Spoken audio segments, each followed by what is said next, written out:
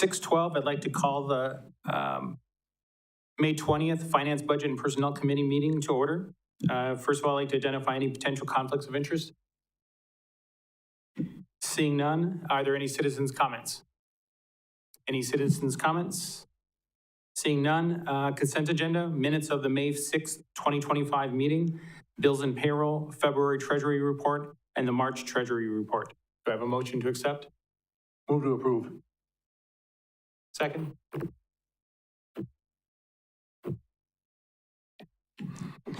All those in favor say aye. Aye. Aye. All opposed? Consideration of, and we can skip that. Request to increase hours of the current part-time staff in replacement of a vacant casual position at the library, presented by our library director, Jill. Thank you. I was trying to figure out how to make 5 sentences more concise, but here it is in short. We had a 16-hour per week employee who's no longer with us. Rather than fill that position with another casual and try to go through the whole training process and ramp up before Summer Reading Challenge starts, which is our busiest time in youth services, we look to 2 employees, one of us who is with us at a 32-hour per week full-time position, and another employee who's part-time at 20 hours, and moving them up the 20 hours to 24 hours and the 32 hours to 40 hours. So that totals 12 hours, not quite the 16 we had, but we believe we can make this work. And I guess the good thing is that there will be, even though we'll be paying WRS on both of them, there will be a slight savings of about $1,500 on this. So with your approval, I'd like to go ahead and add additional hours to these 2 employees. Do you have a motion to approve? I'll make that motion. Second? Okay. Any discussion? All those in favor? Aye. Aye. All those opposed? Request to recommend council approval to replace the voice over internet protocol carrier services with AirSpring, presented by our IT director. Eng? Thanks, Scott. So this is a request to replace our current voice over IP carrier with AirSpring. The main reason is we have seen the price increase for our, just one of the T1 line that we use now. It went from $425 to $585 on January 19 of 2024. And then it increased again from $585 to $865 on October 19 of 2024. So this is somewhat a continuation of a previous cost-saving project that we worked on. So in second quarter of 2024, we engaged Spyglass to look over all the telecommunications expenses that we have. They look over all the phone bill, smartphone bill, and so on. And they identified $20,000 worth of cost saving, and our actual cost saving that after we implement that is about $12,000 and change. But shortly after we did that, that was second quarter of 2024. And so come October, we noticed that some of the cost saving that we have done end up started to increase because the carrier is increasing the price on the T1 line. And when contacting them, they say it was, coincidence that they also try to phase out TDM line. So was that a revenge to the, cost cutting that we have done, or TDM phasing out? I'm not sure, but regardless. So we are faced with that cost increase. So we are not going to just, sit there and eat the cost. So what we have done is we asked that provider, okay, what is your solution? Do you have a better solution that can bring the cost down? I'm sure they came back with a proposal that instead of using the old copper line that we have been using for the last 20-some years, for the direct, dedicated internet access, the DIA line, and then we route our phone call out using the copper line, they come in with a DIA that is fiber-based. So that new fiber-based would save us $70 per month. So that while it's still a better solution, that's not much of a saving. So since we did the spyglass, it gave us a confidence that some of the consulting firms that are out there, when they say they have a idea that can save you money, we kind of listen to that because it seems like it opened our eyes that sometimes they come in with a much more creative idea. So we have this 5-star telecommunication that was based out of La Crosse. They have been in contact with us. In fact, they were the provider for our Vocata cameras for the last couple of years now. So they say they can do something for us if we want. And there's no cost to us because they get the commissions from whoever telecommunication provider that we end up going with. Because their business model is this. They will look at the setup that we have, and they have business relationship with most of the providers out there. So they can pick one that will serve our needs at the lowest cost. So we say, okay, we'll give you a chance to present us, a quote. And surprisingly, their quotes come in at 1/3 of our cost now. So we were like, oh, okay, let's do that. So that's the reason that I'm here today. So, and the main reason is they essentially do without needing that DIA, the dedicated internet access line into the building. They look at the WISNet high-speed internet line that we have at 10 gig. They say you can send voice channel through each channel is only 93K for those that want to count the bits and bytes. So 10 gig, 93K, that's a pretty small utilization out of a big pie. So they are very confident that with 35 channels or voice channels that we use, that's no issue. So with that, I would recommend moving forward with AirSpring. If you have any questions, please feel free. Have a motion for approval? Yes, move to approve. Second? Any discussion? Questions? All those in favor? Aye. All those against? Moving on. Request to recommend council approval of revised policy number 3.530, holidays, presented by our Human Resources Director, Sarah. Good evening, everyone. So tonight I am bringing forward the paid holiday policy. There were several things that we wanted to kind of update regarding just our comprehensive review that we did of the policy as a whole.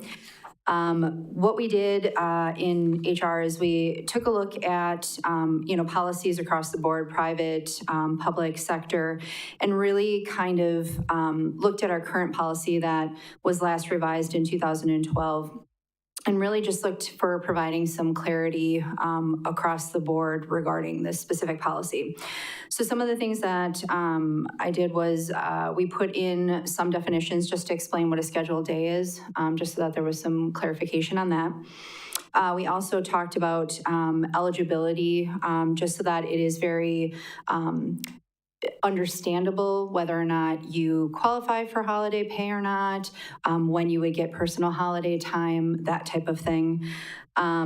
We also made sure that we kept the provisions in there, but kind of clarified the roles for police and fire that are the non-union employees that this impacts.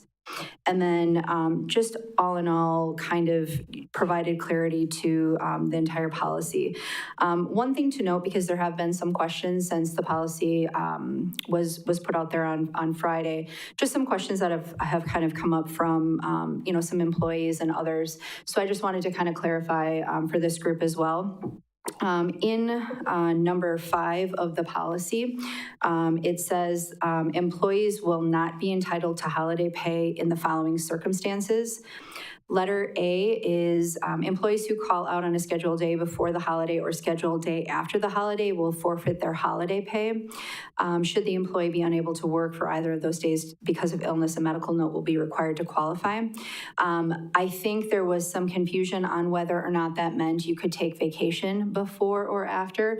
So I wanted to kind of just walk through. I think what might help clarify this, and what I will add to this as well, is some FAQs that we can add to the policy kind of on the back end that just walk through some examples.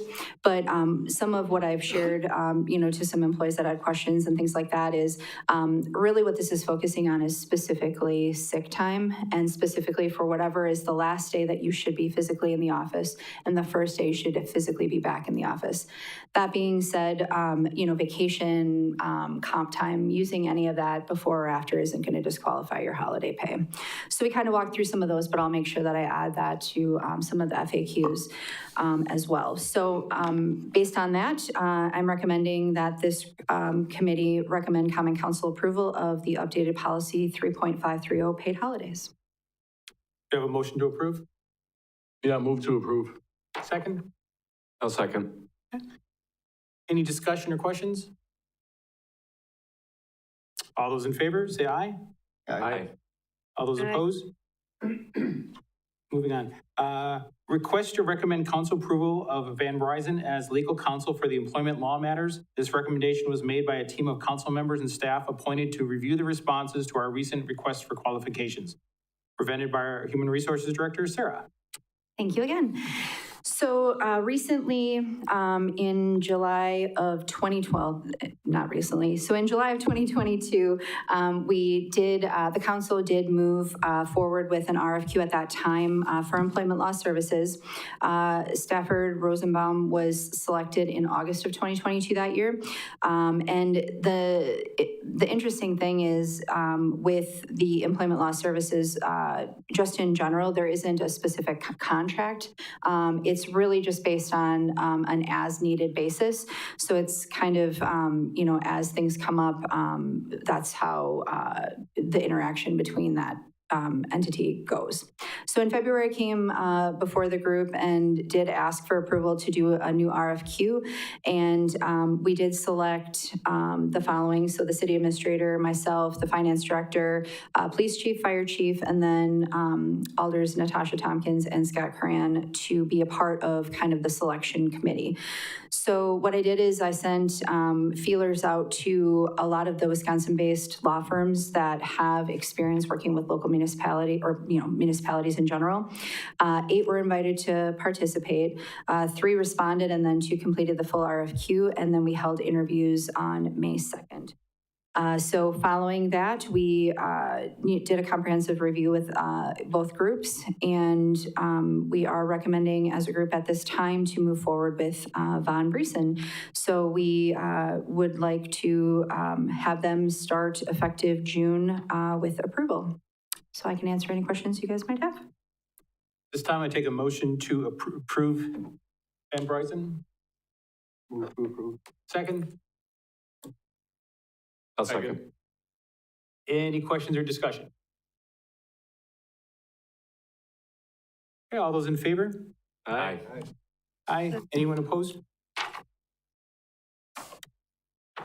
Now we will adjourn to closed session under Wisconsin Statutes Chapter 19.851E, deliberating or negotiating the purchasing of public properties, the investing of public funds, or conducting other specific public business whenever competitive or bargaining reasons require a closed session. Discussing the possible extension of an existing lease of city-owned property. Need a motion to go into closed session? Move to approve. Second? Second. Giles? Do roll call. Do you vote? Yes or no for closed session? Yes. O'Reilly? Yes. Varsho? Yes. Spiros? Yes. Moran? Yes.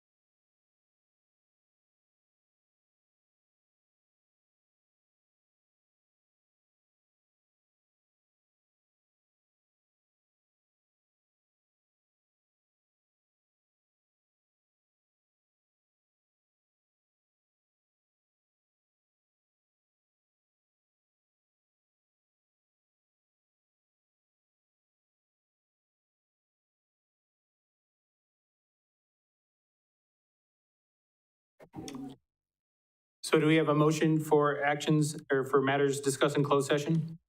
Yeah, I'll make a motion to recommend council approval of the extension of the lease with Weinbrenner for the rate of $4,000 a month to run through March of 2026. Do I have a second? I will second that. Because it was closed session, do we have any discussion or just go to a vote? Is there any discussion, questions? Okay, all those in favor, vote aye. Aye. Aye. Anyone opposed? Carries. Thank Aye. you. Any suggested items for future agendas?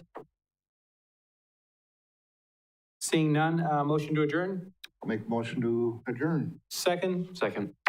all those in favor? Aye. All those opposed?